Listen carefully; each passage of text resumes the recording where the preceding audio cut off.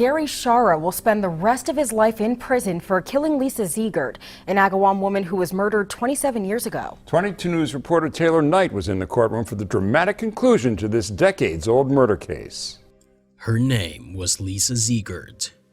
Her murder happened in 1992, but her assailant was not caught until 2017.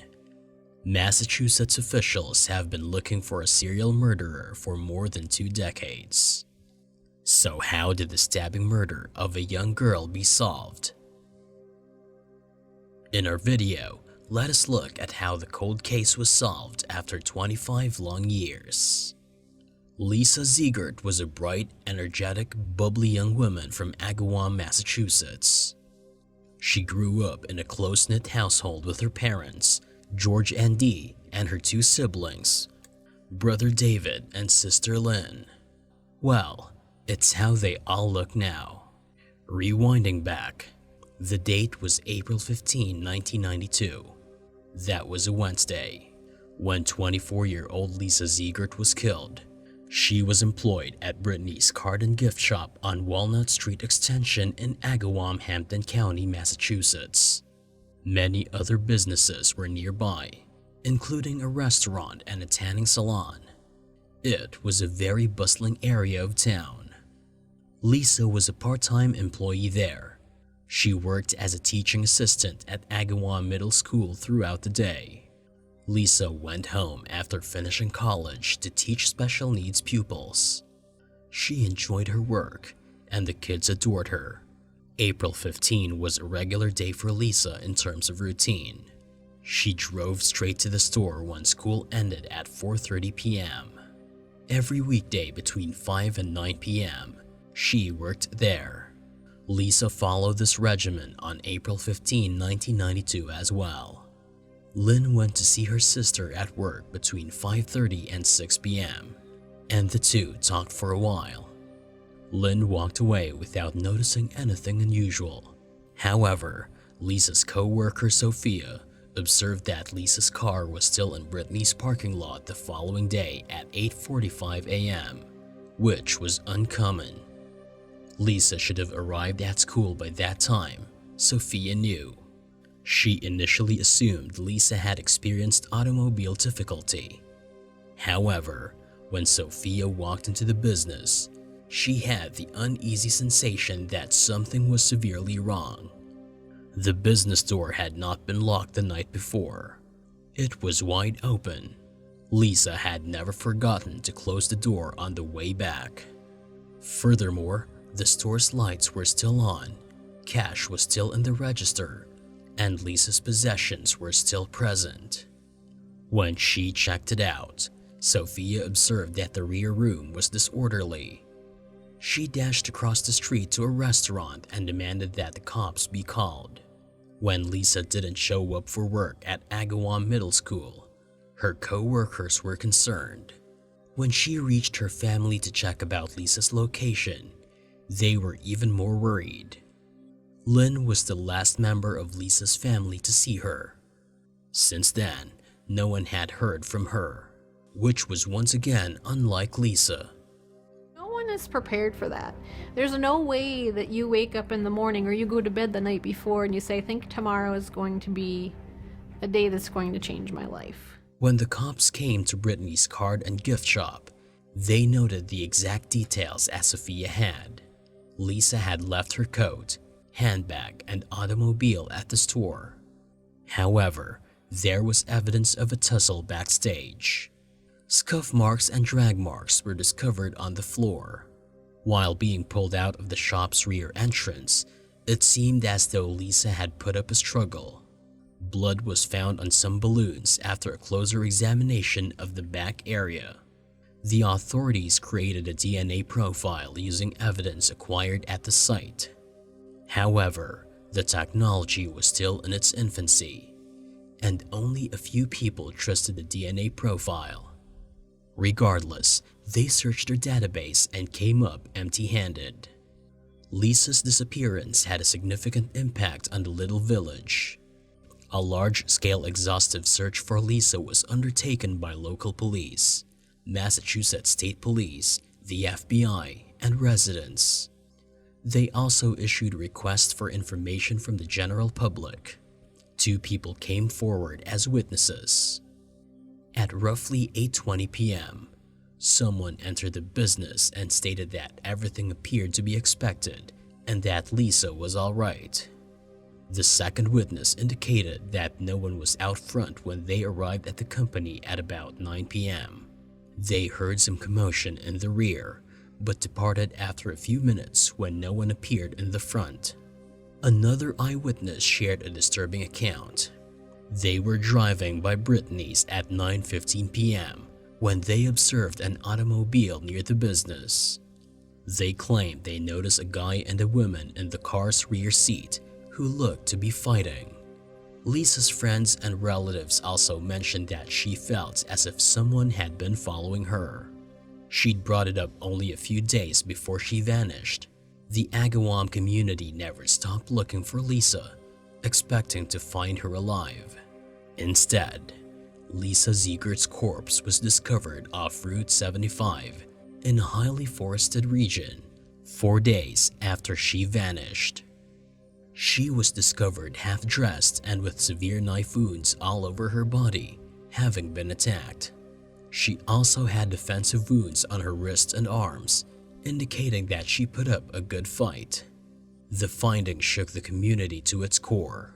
Immediately, rumors began to circulate. According to the community, Lisa's murderer had to be a local because no outsider would have been able to locate her body.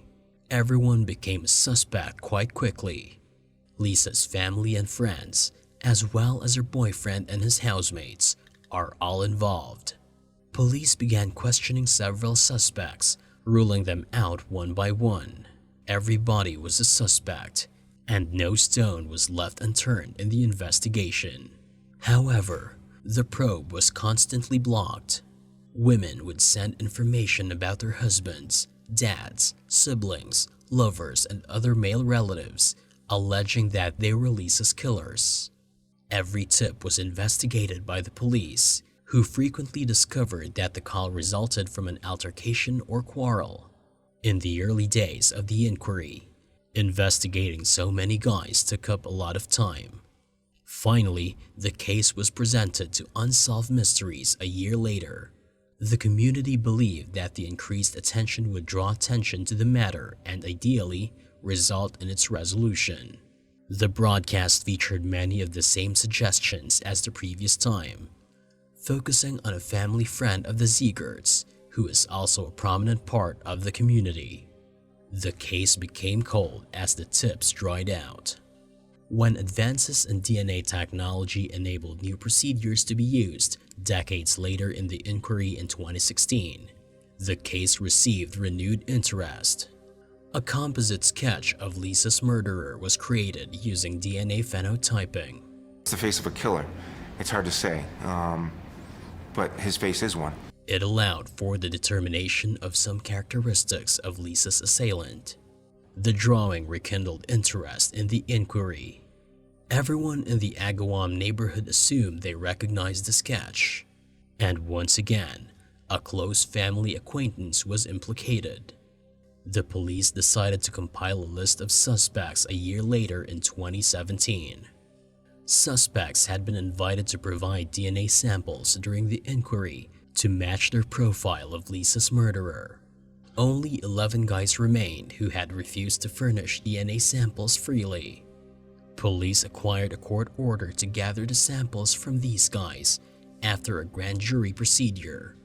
Gary Schara was not at home when police arrived to serve him with the court order. They gave his roommate the order and a card and ordered them to have Schara phone them when he came home. Schara has been a figure of interest since the inquiry began. Joyce McDonald Schara, his estranged wife, contacted Agawam police in 1993 through her divorce attorney, claiming that she suspected her soon-to-be ex-husband was responsible for Lisa's death. At the time, the police did not take this seriously. Shara's divorce attorney called the cops and told them she was just a resentful woman seeking to get back at her ex. According to the attorney, Joyce had been battling substance abuse, and she shouldn't be taken seriously. Joyce's tip was thrown into the pile because the probe was rife with jilted women phoning phony leads. Gary Schara, however, was not the last person they heard from. Police hauled Schara for more questioning in 2002 to make sure she was still alive. Schara seemed unconcerned and comfortable. He declined to submit a DNA sample, just as he had in 1993. His logic, on the other hand, stood out. He remarked that cloning was something he was terrified about. With a shake of their heads, the investigators released him. He was hauled in again in 2008 with the same explanation. They were following up on everyone who hadn't provided a DNA sample. Schara appeared relaxed, kind, and approachable once more. He complained during the interview that his name was only on the list because of his ex-wife and that she shouldn't be trusted. His actions, on the other hand, garnered notice. Schara kept his composure and sat quietly. He didn't reach for anything and didn't take a step forward. He was careful not to leave his DNA or prints on anything unintentionally. The investigators thought this was peculiar at the time, but they now knew why. Gary Schara vanished a day after they visited his roommate. His girlfriend stopped by the station to say she'd located his possessions in the house, but he was nowhere to be found. He'd only left 3 letters behind: a confession, a final will, and an apology to the Ziegerts. Parts of the admission were as follows. For about as long as I can remember, I've been dreading the day I'd have to write this letter. First and foremost, I adore you. I hope you never have any doubts about that. Now comes the difficult part. Today you're going to learn some terrible things about me. They'll tell you that 25 years ago, I kidnapped and murdered a young woman. That is correct. It's all there. When I seized her, I had no intention of murdering her. But circumstances spiraled out of my control. And in the eyes of the police, it's all the same. I've never had so many regrets in my life. I was young, cocky, and dumb, with a focus on the last part. I've never truly been or even felt normal. The confession continued. Abduction and bondage have interested me since I was a child. I couldn't get it out of my head for very long. Finally, I let myself do something dreadful on that fateful day. They'd cornered him. They had Lisa's murderer. They had to track him down now. I hope knowing who I am and knowing I am gone would offer you some closure and serenity. Schara stated simply to the Ziegert family. Please accept my heartfelt apologies. Since April 15, 1992, every happy occasion has a tinge of sadness. I look at the wedding albums and search the backgrounds and clouds of the pictures, looking for a sign that she was there. He left 30% of his assets to his mother, 30% to his brother, 30% to his fiancée, and the remaining 10% to his roommate in his final will. The messages also seemed to imply that Schara planned to commit suicide. Police acted promptly and began pinging his phone. He was ultimately located in a Connecticut hospital. Gary Schara was arrested on September 16, 2017, for the murder of Lisa Ziegert on April 15, 1992. For 25 years, he remained unnoticed, living quietly and doing various restaurant and customer service jobs. Police took DNA from Schara's belongings and compared it to their profile for Lisa's murderer. It was without a doubt a match. Gary Schara was charged with first-degree murder. He entered a guilty plea and was sentenced to life in jail with no chance of release. The cops were stumped in 1992. They had DNA, a novel method of investigation, but no matches on file. Thanks to technological developments, Lisa's killer has been apprehended, combining new and old inquiry approaches. Cold cases are something that most law enforcement organizations dread. However, with recent and ongoing improvements in DNA technology, and investigative methodologies. All of those cases may be solved. There is promise here. We hope you all loved the video. Hit a like and tap the subscribe button to see more videos like this.